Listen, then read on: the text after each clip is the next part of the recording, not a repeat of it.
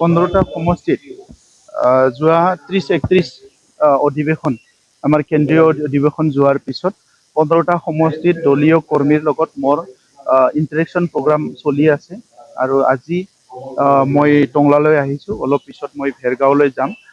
অহাকালিও আছে। মই 15টা সমষ্টিত প্ৰত্যেকটা সমষ্টিতে আমাৰ প্ৰাইমাৰী কমিটিলৈকে block committee, primary committee, district committee এটা সমষ্টিত যিখিনি নেতৃত্ব আছে আমাৰ মহিলা শাখা, যুৱ শাখা, সম্পূৰ্ণ চেল তাৰ লগত ইণ্টাৰেকশ্যন প্ৰগ্ৰাম আছে। সেই প্ৰগ্ৰামত মই এটেণ্ড কৰিছোঁ আৰু খালেংদুৱাৰ সমষ্টি হিচাপে আমাৰ দলীয় কৰ্মীবিলাকৰ যিটো মনোবল সেইটো বহুত ষ্ট্ৰং হৈ আছে আৰু খালেংদুৱাৰ সমষ্টি যোৱা নিৰ্বাচনত আমাৰ কিবা কাৰণত অলপ বেয়া হ'ল, কিন্তু ভোট যিটো শ্বেয়াৰিং সেইটো বহুত বেছি ডিফাৰেঞ্চ নাই। সেইকাৰণে এই MLA ইলেকশ্যন যিটো আহি আছে 26ৰ, ইয়াত খালেংদুৱাৰ সমষ্টি UPPL ফালে আহিব, টংলা সমষ্টি UPPL পৰা আহিব, এইটো চিয়ৰ হৈছে।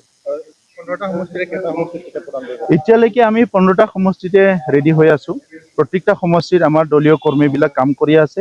এক সপ্তাহ টুৰ কৰাৰ পিছত গম পাই যাম কোনটো সমষ্টি ষ্ট্ৰং, কোনটো সমষ্টি উইক, আৰু তেতিয়া আমি সিদ্ধান্ত ল'ম।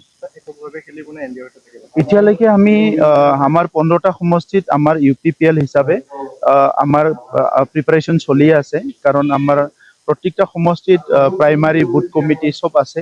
তো সেইকাৰণে আমাৰ কাৰণে এই ইলেকশ্যনটো বহুত কঠিন নহয়। তো সেই ইলেকশ্যনৰ কাৰণে আমি খুব ভালকে প্ৰিপাৰেশ্যন কৰিছোঁ। তো এতিয়ালৈকে আমি আমাৰ নিজৰ এটা ডিচিশ্যন লৈ আমি আগবাঢ়ি আছোঁ। চাই ল'ম যে কাৰ লগত কি হয়।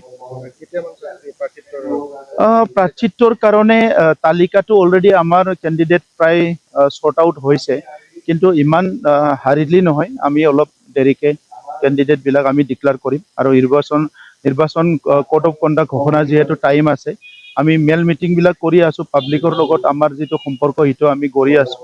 আগতকৈ বহুত ভাল পৰিৱেশ, কাৰণ যোৱা কেইমাহ ধৰি 3-4 মাহত যিটো BPFৰ শাসনকাল, ইয়াত সদায় কিবা নহয় কিবা BTC অঞ্চলত হৈ আছে। আৰু এই গোটেই পৰিৱেশটো দেখা পাই পেলাই বড়োলেণ্ড অঞ্চলৰ পাব্লিকে ইতিমধ্যে গম পাইছে যে BPFে সুস্থ এটা পৰিৱেশত শাসন চলাব নোৱাৰে। তেখেতসকলৰ লিডাৰসকলৰ মানুহৰ শান্তি, সম্প্ৰীতি, নিৰাপত্তা, উন্নয়ন ইয়াৰ লগত কোনো জড়িত নাই। তেখেতসকলে চেণ্ডিকেট ৰাজ কৰি ভাল পায়। তেখেতসকলে এই মদ ভাং যোৱাত ব্যস্ত থাকি ভাল পায়। এই কথাবিলাক চবে দেখিবলৈ পাইছে আৰু ইয়াৰ কাৰণে UPPL যিহেতু এটা নীতি লৈ পেলাই ৰাজনীতি কৰিছে, UPPLৰ কথাটোকে চবে এতিয়া আলোচনা কৰি আছে। বিৰোধী শিবিৰে বা বহু লোকে এটা কথা অভিযোগ কৰিছে, UPPLত কেৱল বড়ো লোককে প্ৰাৰ্থিত্ব প্ৰক্ষেপ কৰা হয়। এইবাৰ কেনেকুৱা ধৰণৰ?